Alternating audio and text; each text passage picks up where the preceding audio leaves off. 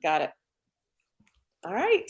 It looks like we're live. I love when that little red thing flashes up and we're live. Hey, everybody. Good morning. Well, it's afternoon for us here on the East Coast and morning for some of you that are joining us. I think we're being streamed on Facebook and YouTube. So welcome to all of you wherever you are. This is an exciting day, and I am so honored to be able to kind of host this event. I was so honored that Barbara asked me to kind of lead this, host really this event, which is a celebration. So many of you that have followed Barbara Hemphill for many, many years, you may even have a copy of this book or you've heard of this book. That's called Love It or Lose It, Living Clutter-Free Forever. It's actually one of the first things I read, Barbara, when I came into your world back in 2005. It was one of the first books I had read at that time. And here we are 20 years after you and Maggie published this book, and it's kind of a relaunch. It's a celebration and excitement, and this is fun because this is my first time meeting Maggie. So Maggie, I'm so excited. Hi. I'm starstruck. So this is a fun day to celebrate the relaunch of this book. And I will go ahead and mention that the book is available now. Like, you guys can go to Amazon.com and you can get the book in any format. Love It or Lose It, Living Clutter-Free Forever. So if you want the 20th anniversary edition, which is exciting because the foreword was written by someone many of you may know and recognize, and he's going to be joining us in a few minutes. And that is Peter Walsh, none other than Peter Walsh. So if you guys know that name, I'm going to do an introduction of him in a few minutes to really tell you who he is. If you don't know, we're so excited. And I think Peter is actually in the green room, so to speak. So if you want to come on, Peter, you're more than welcome to just join in with Barbara and Maggie and I now. We're excited to have you. Okay, he'll be back. I'm not sure if you can hear me. I actually think that I'm having problems with my camera, which I am absolutely mortified by. Oh, goodness. Well, we hear your voice, so if that's the best we can get, we'll take it. Well, I can tell you, in terms of what's good, the voice is far better than the face. So, as everyone has told me, I've got a great face for radio, so I'll see what I can do behind the scenes. I'll see what I can do behind the scenes in getting my camera up. But I'm thrilled to be here. Barbara is I'm a huge fan of Barbara. She's one of my all-time inspirations. I have very, very fond memories of the very first time I ever spoke at NAPO, and Barbara Hemphill was the most welcoming, generous, lovely, gorgeous, giving person. And I think that shines through in all of her work.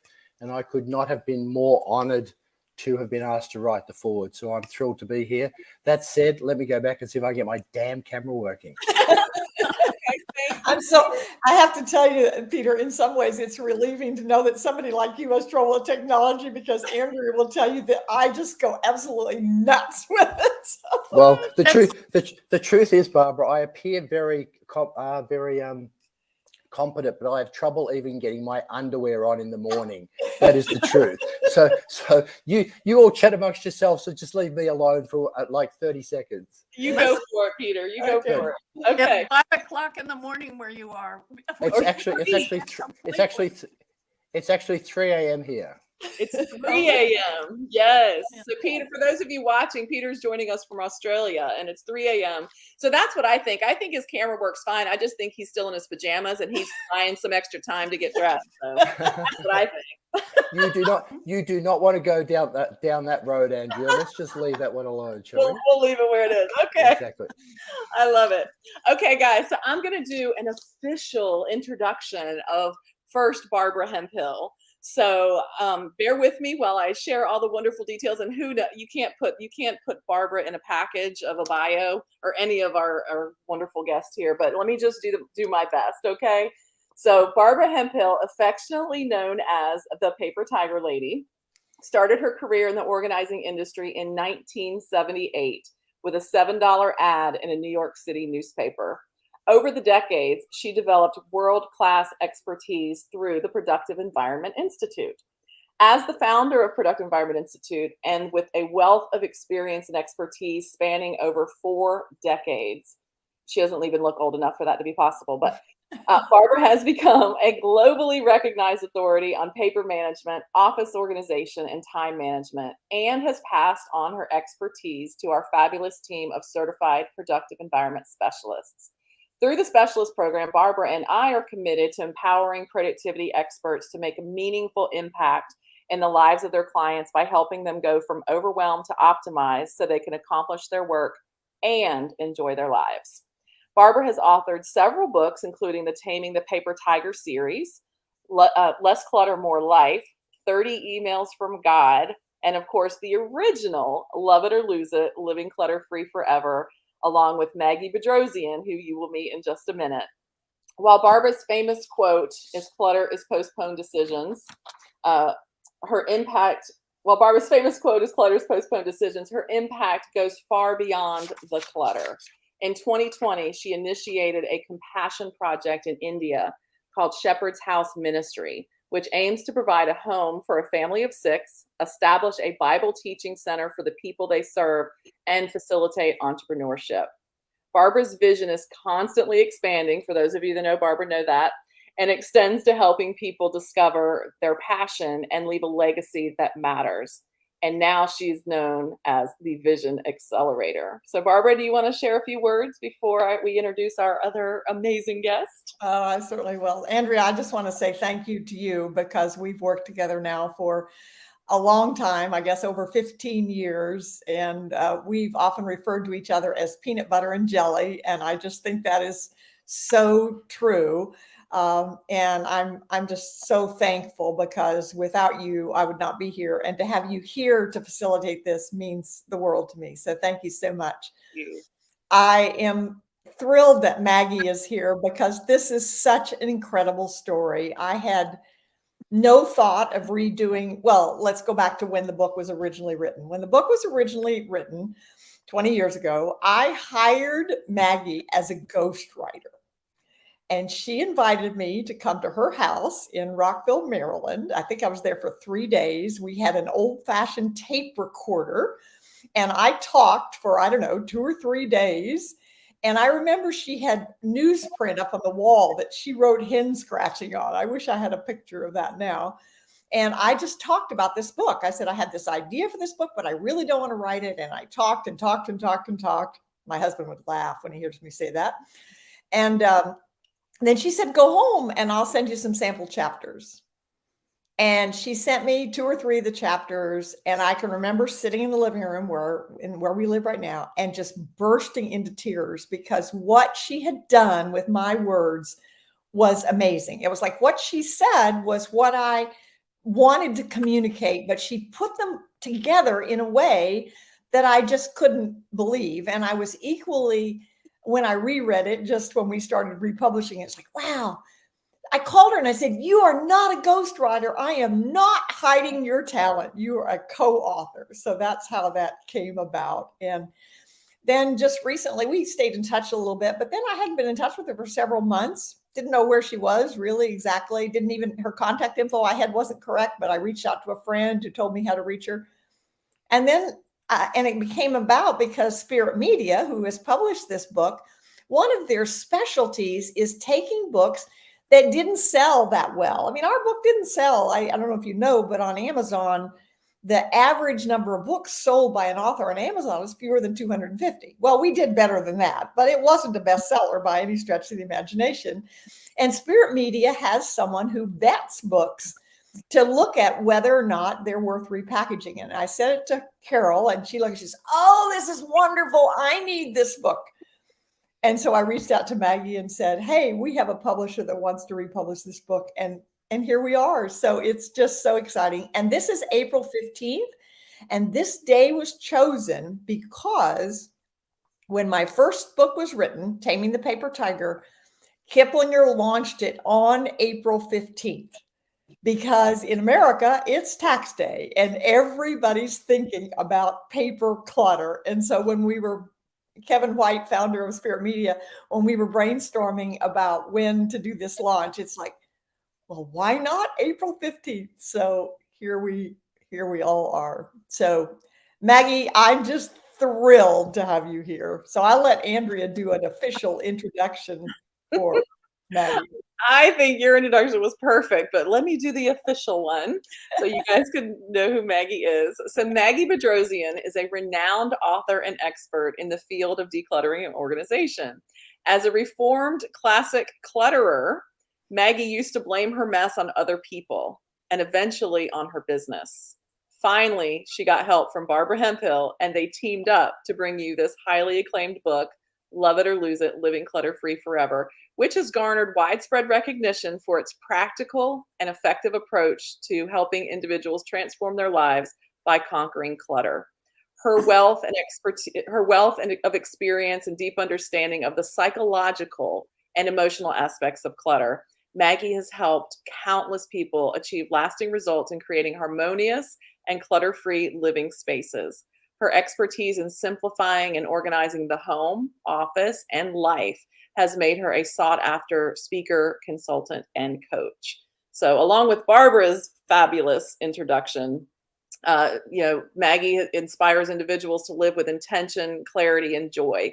Her warm and compassionate approach, combined with her practical strategies and actionable tips, has earned her a reputation as a leading authority in the field of decluttering and organization. And as I mentioned, along with Barbara's, you can't top Barbara's intro. I mean, just the real life experience with Maggie. So I'm going to just turn it over to you, Maggie. What words would you like to share with the group? And here, congratulations to you on your 20th anniversary relaunch of your book.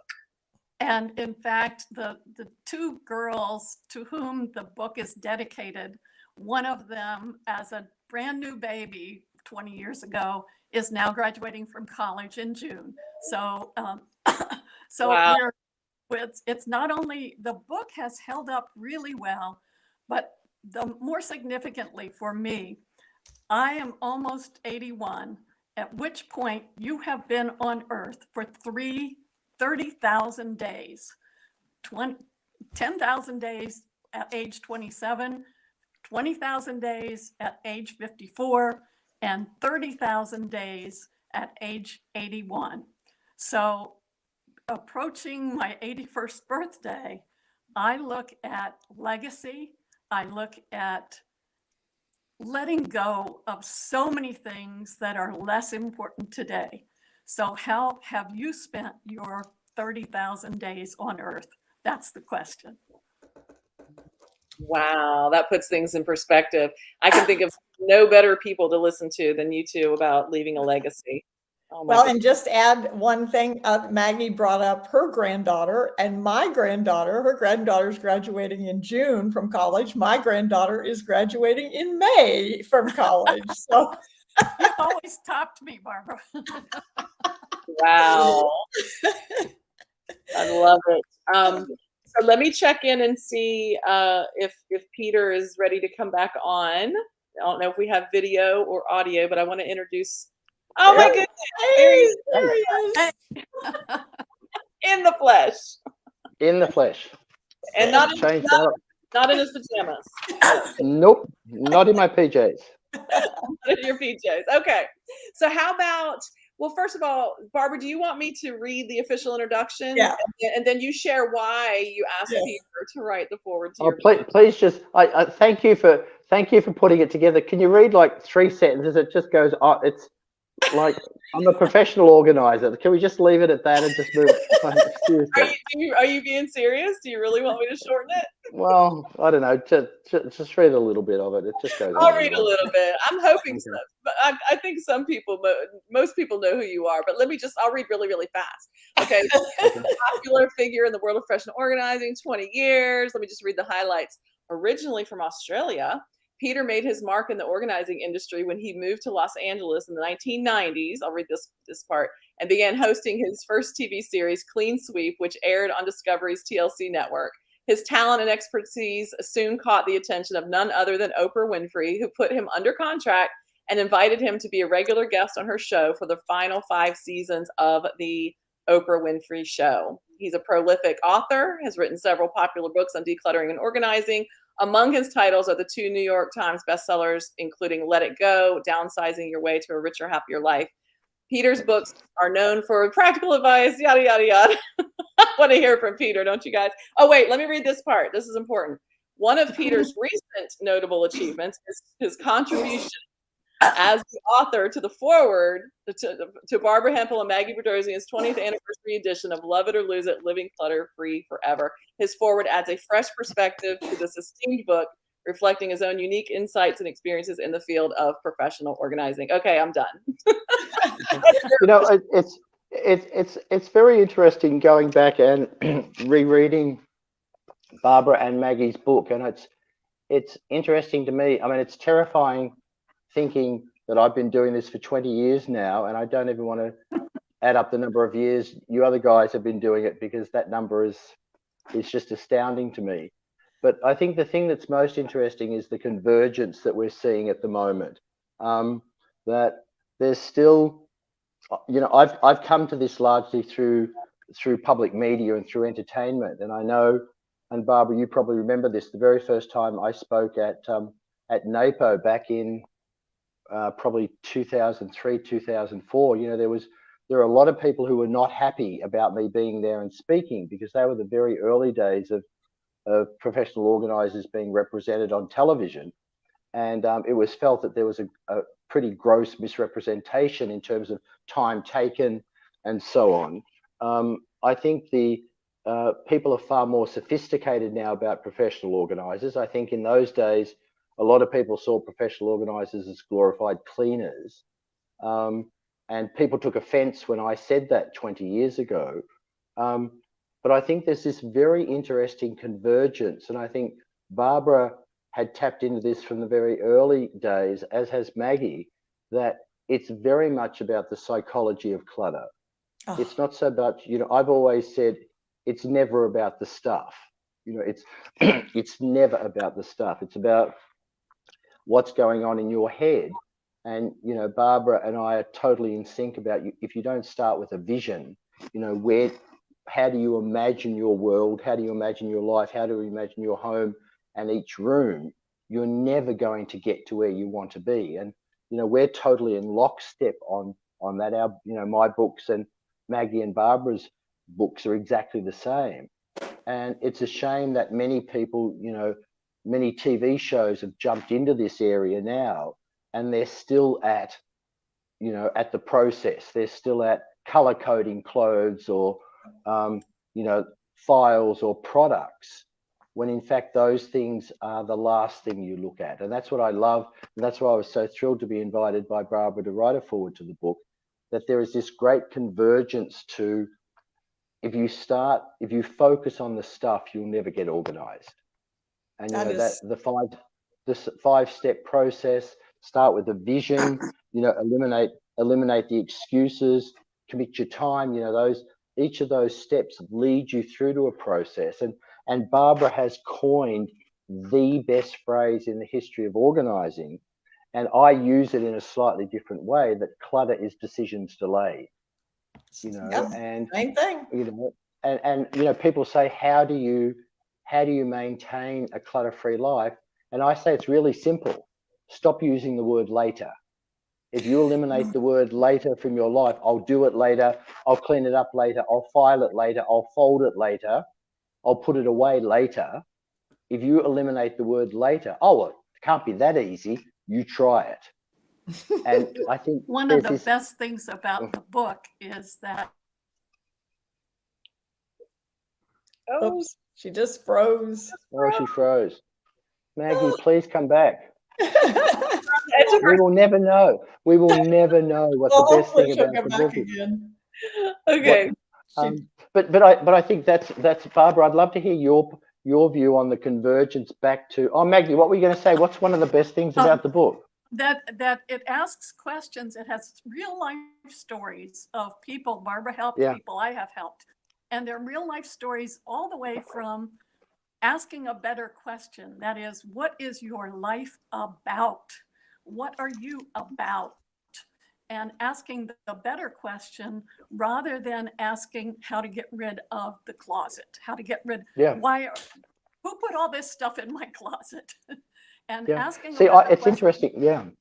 See, I frame it differently but it's the same end goal. Instead of asking for, ask from. People ask, what do you need for your house? It's the wrong question. You know, I need a sofa for my house. I need curtains. I need carpet. No. What do you want from your house is the first question, which is the vision question. And if you ask that question first, what do you want from this room? Peace, harmony, calm, relationship, love, even sex. Then do the things in this room give you those things. And we come at it from slightly different angles, but that's what I mean. There's such a convergence between your work and my work. I love it. Yeah, I do too. And you know, there's, oh gosh, I get goosebumps because all of this just ties together so well. And I think we have never in the world had a time when we needed to deal with clutter more than ever before. And I heard a story just a couple of days ago. I'm working with a Ukrainian war refugee who's been in America for just 2 months. And I was with her and a friend of hers, and she was talking about her mother had left Chernobyl with one suitcase and then was in Ukraine and now left Ukraine with one suitcase. And one of the things she said was that her mother now, and she told a story about her mother having some old pots and pans that she'd had, and somebody bought her new ones, but she wouldn't let the old ones go. She said, my mother's becoming a hoarder. And one of the things that launched this business for me more than anything else was when I discovered that when people had trouble letting go of something, if I ask enough questions, inevitably it would be because there was a severe loss. And the first time that happened, I was in Barnes and Noble in New York City. And I told that story, and a young man, he's in his early 20s, came up to me and he literally had tears in his eyes. And he said, my apartment is so full of stuff. In his case, it was paper. And we're going to talk about, and Peter, you can see if you think this is true. To me, paper is still the hardest thing for people to deal with, paper and digital. And he said, my apartment's so full. And he said, I haven't had any friends or family in it for months. And he said, I come home from work at night and I say, okay, tonight's the night I'm going to clean this up. And he said, I start sorting on my bed because that's the biggest flat space. And he said, I become physically paralyzed. Yep. And then he looked at me and he said, my mother died when I was 6. Yep. Are you telling me that I have to deal with the grief of losing my mother before I can deal with my paper? And I said, well, I can't answer that because I'm not a mental health professional, but I can tell you what I've seen is if you will find someone you trust, probably not a family member in most cases, who can help you decide what you need and what you want, it will solve your paper problem and probably help the emotional problem related to your mother. Yeah. Well, a few months later, I told that story. I was speaking at a university to several hundred women, and a woman walked up and she said, you just saved my marriage. I said, wow, that's pretty dramatic. Yeah. What do you mean?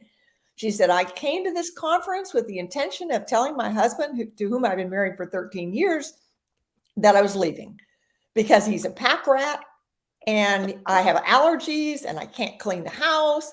And she said, but I never realized until I heard you that it wasn't that he wouldn't get rid of it, but that he couldn't get rid of it. Yeah. His mother died when he was 7. Yeah. And that has been, I've told that story probably thousands of times. And every time I tell it in an audience, you can, I mean, I see people with tears. It's like, oh, I never realized that's what this was about. And God has a sense of humor because in most marriages, the couples have opposite ways of dealing with it. And the more you say, get rid of it, the more they hang on to it. So it's never about the stuff. It's never about the stuff. Yeah. And you know, I've just finished shooting the 3rd season of a show I have in Australia called Space Invaders. and we've just finished the 3rd season. We're about to start the 4th season, and it kills me that it doesn't air in the United States. But that is the whole focus of the show. It's about the Wow. psychology of clutter, and it's always about grief, loss, trauma, abuse, abandonment. It's always about, and I'm not a mental health professional either, but I consider our role to be like, and this sounds awful, and slightly misogynistic, but our role is like the wise grandmother who used to sit on the front stoop, on the veranda in a rocking chair, who would just very calmly, without judgment, ask questions. The moment we judge, we've lost the battle. But if you just ask questions, because often it's our role to give people permission they won't give themselves, to let go, to pass on, to not have guilt. Because a lot of times when they have stuff that I call memory clutter, the fear is that if they let it go, they'll lose the memory, or worse still, dishonor the memory of the person who gave it to them. And so you have to keep asking questions until you get back to, well, I hold on to this because my mother gave it to me, and she told me on her deathbed, made me promise I would never let it go. Yep. So I want to get Maggie into here a little bit, because Maggie has had some experience recently in terms of her life in downsizing and traveling. Oh, great. And that has a lot to do with, that really brings up this issue of what's important and what matters and what do you do. So Maggie, I'd love you to. Maggie, there's 250,000 people a week retiring in the United States. My big thing here in Australia at the moment is helping people downsize. So I'm dying to hear this. Let's go. Well, the hardest part is letting go of all the family treasures, all the Irish stuff. And what I'm finding is that all my nieces and nephews, 23 of them, although they're dying off also, but they find it inconvenient to drive all the way to my house, although I have said, come and take anything, please take anything. So I find that even letting go of things that are going to a house where they will be treasured is difficult. So, but I did want to point out one funny side of all of this, and that was a person we worked with, Barbara, who only allowed themselves a single pair of scissors in their house, because in their minds, there was a rule: you have scissors in the kitchen. Why would you need them in the laundry room? Oh, she's frozen again. Oh no. Oh, we always have to be in suspense. I know. She's like, leave these cliffhangers. I think she's doing it on purpose. She builds up the story to the absolutely exciting point, and then Maggie, I think you're doing this on purpose. You tell the most exciting stories and then purposely freeze to keep us in suspense. The scissor story, let's hear it. Well, finally, they decided that they could have 5 pair of scissors in the house at the same time, and you can have them anywhere you want. So there's quite a lot of humor in all of this letting go. Yeah. I have a question for all 3 of you, and chime in as you like. I just had a conversation yesterday. We were on our call with our certified productive environment specialists, and one of them is going through the process of helping her father downsize, and this emotional issue came up, and my mom was on the call too, and I know, Mom, you're watching this. Hi. And she was able to give her perspective. So this specialist that we work with, she's helping her father, right? Her father is still living. He is experiencing some dementia. He's moved into an assisted living space. She is left to deal with all the stuff and trying to get help from her brothers, but it's pretty much on her. And she was sharing how she felt a tremendous amount of guilt. And the brothers and she had discussed this. They had a tremendous amount of guilt of doing this while he's still alive. Mm-hmm. And there was a lot of emotional blockage there, that they were feeling like that they were, dishonoring him or getting this done while he's still here. And what did my mom shared some her perspective on that, because she actually did that with her siblings when my grandmother was still alive, and it was a beautiful thing. They made it a beautiful experience. What are your thoughts on that? Any of Peter, you? I want to hear your thoughts on this. I really do. Well, I released a book last year called Let It Go, which is exactly about this. I have 6 brothers and sisters, and we decluttered the family home after my mother passed, actually, and each of us have a very strong personality, to say the least. Look, the thing is that you're not decluttering a house. You're letting go of memories. And as Barbara and Maggie make the point in their book, that there is nothing in your house that you haven't brought into the house, and everything in the house represents, a person, an achievement, an event. And so you're not letting go of things, you're letting go of dreams, you're letting go of personal memories, you're letting go of moments. And the fear obviously is that you're going to let go of something precious. And the truth is, and I don't, this is not directed at you, Maggie. The truth is, and I'm having this issue with many people here. See, Maggie doesn't want to talk to me ever again. Maggie's like, damn you, Peter, I've heard enough of your Aussie stuff. The truth is that most families, most kids don't want their parents' stuff. That's and so they yes. just don't want it. That's And nor do most charities. And so for me, the best gift a parent can give their kids is an uncluttered, clean house when they pass, number one. And number two, in my experience and the way we handled it was, number one, if you wanted any gift that you had given your parent that you had given to mum or dad, you could take that first. So any gift you'd given them over the course of their life, your life, you could take that. And then we all drew straws, and we could then go around the house in order and take what we wanted. And if anyone very strongly wanted something, there was a bit of horse trading. And by the time that we did like 3 rounds, we were done. And that was it. That's exactly what my mother and her siblings did. I was the only grandchild that was there. I just happened to be able to go. And so I got my grandfather's old hole puncher, but that's exactly what they did. And it was fun.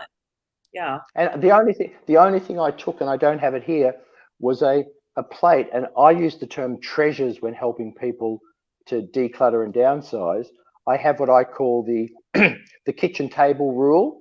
Find the treasures, the best of the best, and you can only take as many that will fit on a kitchen table, because that's generally proportional to the size of the place you're moving to. It seems silly, but generally it works.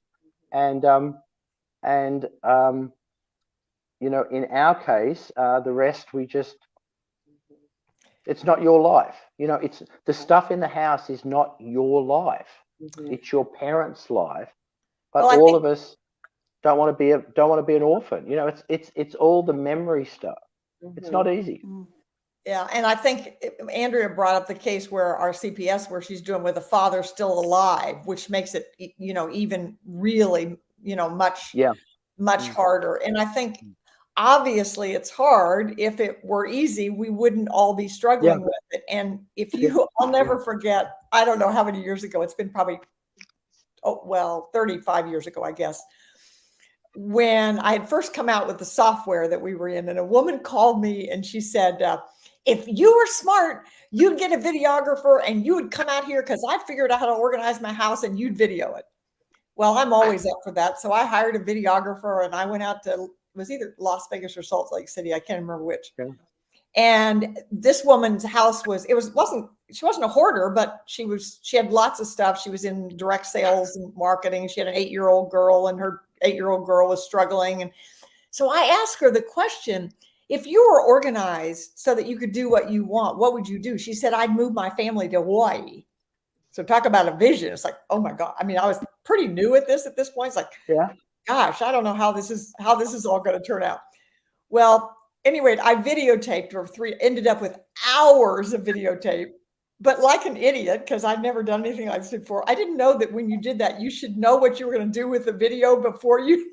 It helps. It helps. It helps a great deal. And I didn't have the money. I literally didn't have the money to pay to go back and edit all these hours of video. But there's Well, you did, Barbara. You didn't have a vision. I didn't. It's exactly true, Peter. That is so true. We teach what we need to learn, right? Well, what I do remember was walking down the streets. It was this gorgeous neighborhood with these beautiful lawns and beautiful houses.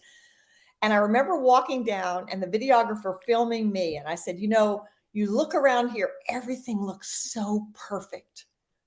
But I guarantee you in 80% of these houses, they are plagued with clutter in some way or another. And I think that is, you know, is still true.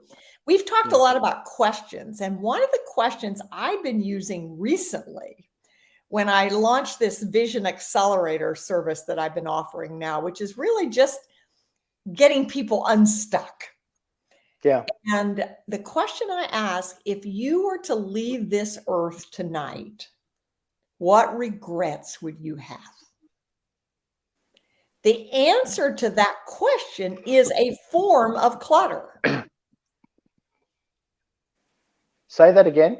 Say that again. The answer to, so if you ask the question, what, if I left this earth tonight, what regrets would I have? The answer to that question is a form of clutter. So let's put it in maybe it's a relationship. You know, maybe you don't have, you're estranged in an estranged relationship with a child. And that's what you would regret. Not trying to do something about that is a form of emotional clutter. So if I'm doing everything I'm doing and I can't do anything else, then I can let it go because I can say I did everything. But if there's something, so frankly, I had one child from whom I was feeling estranged, and I decided that if I hadn't figured out what to do with that, I was going to show up on her doorstep on Mother's Day because I wanted to have a conversation. Fortunately, we had a conversation before then, but it took me addressing that question. And that's, I think, what both Maggie and Peter have brought out. It isn't about the stuff. It's all the stuff around us, and our emotions are such a part of it. For me, clutter, I define clutter as any, and this is thank you for a perfect illustration. Clutter is anything that gets between you and the life you would like to be living. Amen. So that is so true. So it can be the physical stuff, which is easy, the stuff you trip over, literally or metaphorically. Oh, now Peter's freezing. It's Peter's turn. Oh no. I was going to say that one of the great clarification issues is if you were like a less dramatic one that you're leaving the earth, this one is, what if you were moving cross country, which we did 20 years ago? And if you're moving cross country, you try to evaluate, okay, am I going to pay 50 cents a mile for this thing to be transported? And eventually it became an economic decision. There were tons of things in our lives that we didn't care enough to move it across country. And so that's also one of the playful ways that you can help yourself clear some clutter. And in Productive Environment Institute, we talk all the time about what we call the cost factor, which is you can keep everything you want if you want to pay the price, which is time, space, money, and energy. And you can ask two people about the same thing and they would have two different answers, and it's not right or wrong. It's not a moral issue. That's the art of this. It's about helping people to be who they want to be. And it ties in, Peter, with your definition about anything that's separating you from having the life you want to live is clutter. I want to bring up, Peter, you mentioned that there were 250,000 people retiring a year in the US. So I have to. No, a week. It's a week. It's not a year. It's like a week. It's either a week or a month. It's a huge number now. So So I have to, Andrea mentioned how I'm always expanding my vision. So this is my latest vision that I believe has the potential for the most lucrative company in organizing that could ever be developed. And that has to do with the fact that when people relocate, the last thing they deal with is their paper. And the paper, the memory paper too, the photographs and the letters and the greeting cards and the memorabilia and all that kind of stuff. And so if you go into a retirement home or a nursing home or anything like that, virtually everybody in there has problems with paper. And I thought about it, you can't, I got a call from an old client who said he'd been a client years ago and he'd organized the way we did. And he called and he said, my 92-year-old mother is struggling with paper. How can we help? Well, we figured out a way to help her. And all of a sudden I thought, wait a minute.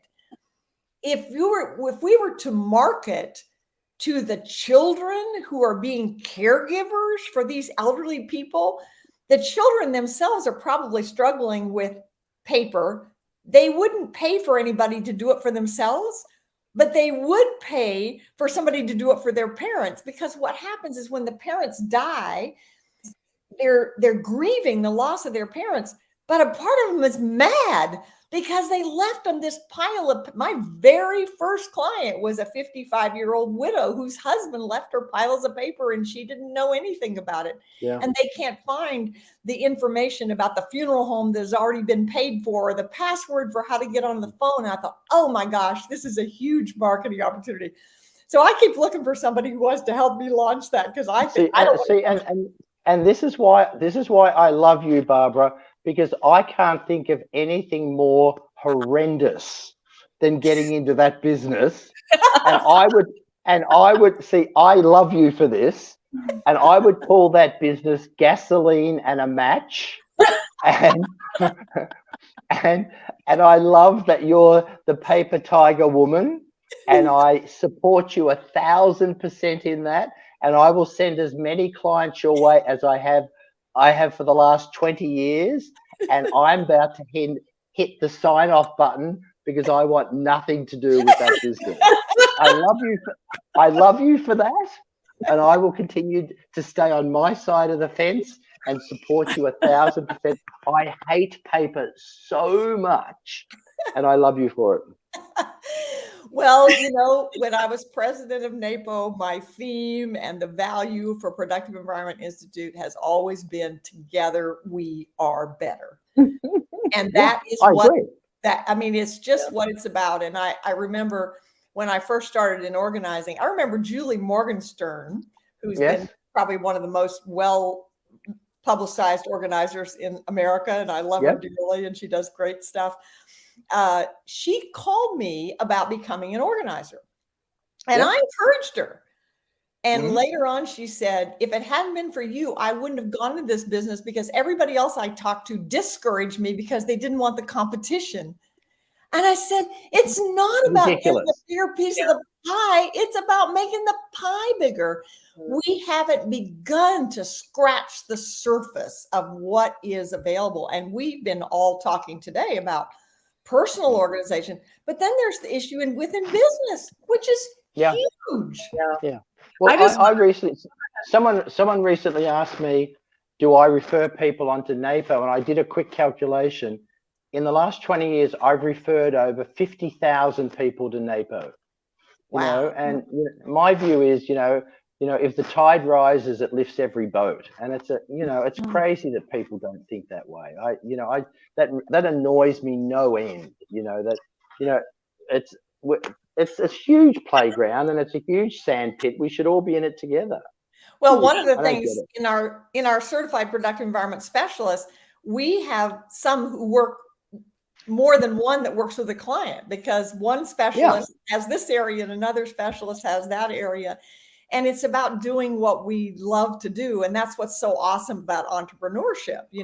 That's what's great about Barbara Hemphill and paper. That's what I was just going to say. I just want to point out to this, Peter, when you said that, I was laughing because when I first became part of Barbara's program back in 2005, and there were just a handful of organizers in my town. I mean, maybe one or two. And when I was so passionate about the paper and organizing paper and this whole system, and when I would talk to them, they were like, "Oh, no, no, no, no.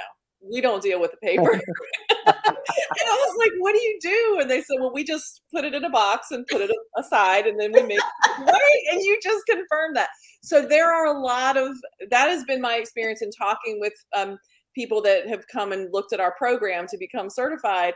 And they said the same thing. They didn't, many of them didn't like the paper. But I want to say to those of you that are watching that do like the paper, that do like organizing systems in the file, becomespecialist.com. Go to absolutely. Look, it's absolutely necessary, and I agree with that. And I do it, and I help people a lot with paperwork. It's not the first thing for me. It's not what I gravitate to, because there are also some people who are terrified of asking, questions that dig into the psychology of the clutter. Whereas I like that a great deal. I've got a master's in ed psych. I'm not a psychologist, but I really like that because I find that really uncovers what it's all about. But there are many organizers who won't go down that path, and it's horses for courses. There's room for all of us. That's right. That's right. Can I just ask Maggie? Can I ask Maggie? I know this. I'm not driving this. Can I ask Maggie a question just about downsizing? Sure. What's been the biggest surprise for you in doing that? I'm just very curious.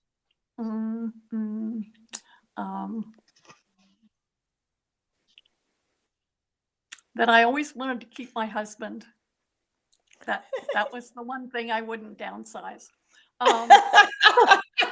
Peter, I have to tell you one of the stories that shook me to my core and helped me able to help Barbara is that I was working with a team one time, and the guy was telling a story about that his father used to fix cars, and he always had this one of his sons hold the light. And yes, I read that. Holding the light, and the light was. Oh, it's gonna happen. I can finish this story. I can finish this story. And the light it was a light that had a hook on the end, and the light would bounce all over the place. And he always wondered why his dad didn't get a better light. And then he realized. And he realized that his wife got him one of the headlights that you just hear it. Oh. And it was because his dad just wanted him to get used to being around cars and get a love for cars. And he had a daughter, and he decided he had one of those headlamps, and he decided that when his daughter got a little bit older, he was going to get rid of that headlight and use one of the old lights with her, so she'd be exposed to cars and get a taste for that and have that love when she grew up. I read that story. I love that story. And I've stolen Maggie's thunder, so don't you dare tell her that I've told the story when she comes back. When she comes back on, we'll let her finish the story too. I love those. Can I tell you, that was one of the reasons, if you want a great book that's a really practical book, get Barbara and Maggie's book, because it's full of those practical stories, and I love them all. I've read the book a few times. That really brings to life the whole process that Barbara talks about. It's genius. It's really genius, illustrated with real stories. Hey, Maggie, I just told your story. It was a classic. Together we are better, because Peter read the book, he knew it, and he finished the story. So it just, we're not going to have, we could talk for hours, and we promised we wouldn't be more than an hour, but I want to mention one of the things that's in the book that I think is significant, and that's about the 4 types of clutter. And it was Maggie who came up with this idea, and I loved it because I think it's true. She talked about I told stories, and then she recognized that it was these 4 things, and it was situational clutter, embedded clutter, impending clutter, and invitational clutter. Maggie's got it marked. That was something she was going to talk about. Maggie, you want to talk about that? Go ahead and talk about that a little bit, because I think it's important that people recognize there are different kinds of clutter, and what kind of clutter affects a lot how you approach it. So Maggie, talk about that a little bit. No, keep going, Barbara. It's much more entertaining coming from you, and you don't cut out. Okay. Well, situational is just, stuff happens. One of the myths is people think that we want them to be handle a piece of paper only once, or a place for everything and everything in its place. And nothing could be farther from the truth. I mean, clutter just happens in your project, or you're relocating, or you've been sick, or you've been traveling, or something like that. Embedded is the years of accumulation. I mean, probably because your parents lived through the Depression and they saved everything, and therefore you think like you should save everything, or there's an incredible loss. And people who have embedded clutter need to get help. They cannot do it alone. I mean, it's just not possible. And then impending is the kind of clutter that is it's going to happen because the mail comes in all the time and you don't have systems. And I think most people, 9 out of 10 people, need help with that too. And one of the things that Productive Environment Institute has done incredibly well now is we help people virtually to make those, they can sit with their piles of paper on a call with other people and see that they're not alone and that people do it differently. And we use the acronym SYSTEM, saving you space, time, energy, and money. Anytime you have to do something repeatedly, you need to have a system for it. So impending is when, if you don't have a system, it's going to become clutter. And one of my favorite values of our company is today's mail is tomorrow's pile. So when we go in to work with a client, we have a new client right now, has 150 bankers' boxes full of paper. And so we said, we're ignoring those 150 until you figure out where's going to be your command center and put what we call the magic 6 in place. We're going to stop the problem before we begin making decisions. And then invitational clutter are the things that you invite in that you wouldn't really have to. The subscriptions that you don't need, the magazines that you don't read, the things that people, even the things that your family gives to you that you don't really want. So it just helps to know what kind of clutter it is. And I love the way Maggie, I would have never thought of that. That's a great example of how she took the stories I told her and made them make a whole bunch more sense. So I really appreciate that. Can I build on that a little bit? Because and I think we all need to kind of create a glossary of types of clutter, because I also have started creating those as well. And I've identified what I call memory clutter, stuff that reminds us of an important person or achievement or event in the past. I might need it one day clutter, stuff you hold on to in anticipation of using it for some imagined future. What I call malignant clutter. That's stuff you hold on to that actually that elicits a really bad emotion, like divorce papers, or I've helped people declutter, for example, medical equipment from a home that has been there 3 years after a child has died of leukemia, but they can't let go of all the medical equipment. It's really malignant, but they still hold on to it. What I call behind closed doors clutter. You know, everything looks good, but it's every time you open a door, it's packed up. What I call knowledge clutter. People hold on to books or magazines or often paperwork, believing if they have the physical stuff, they own the knowledge. And so by letting it go, they think they're letting go of the knowledge. Technical clutter. People hold on to old electronic equipment, computers and cords and all that stuff. They're techie. And sentimental clutterers, people who hold on to stuff. Again, it's very much like memory clutter. And then what I call the bargain shopper clutterer, who can't, or coupon clutterer. And I think, you know, I'm slowly building up a glossary, and I'd love permission to borrow yours as well, because I think they add beautifully. And there are reasons why people are each type, and there are ways of getting into those mindsets and dealing with those people. And it's all kind of a different strategy for each. And I love the ones that you guys have added to the dictionary of clutter. They're fantastic. Oh, I think that I love that. You know, progress starts with the truth. And so part of what we're doing here is helping clients face what the truth is, because they don't know that. You can't, when you're struggling with it, you can't see it. I mean, I have hired organizers to help me because it's very difficult to do your own stuff. You don't know what's in your head and your heart. You just can't see it. And that's, so coming up with the names, I think really helps. That would be Peter, that would be a fun book. But the measure is what I call resonance. And you said before, you've spoken to audiences about vision or about type of clutter or about the effect, and people start nodding, and they may not know exactly why they're doing that, but it's touching them somewhere intuitively. You know, if you get decluttered, it will make your life less stressed. When you go on a holiday and you step into a hotel room that's beautifully organized, you feel calm.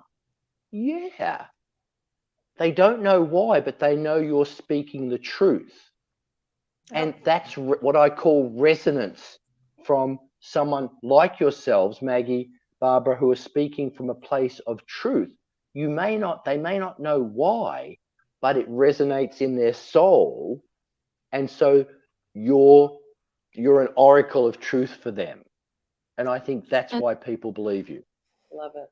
And Barbara, I also wanted to mention that the proceeds from the book, I appreciate Spirit Media, the participation and the support of this reissuing 20 years later, because a lot of the proceeds are going toward charitable and philanthropic purposes. That's awesome.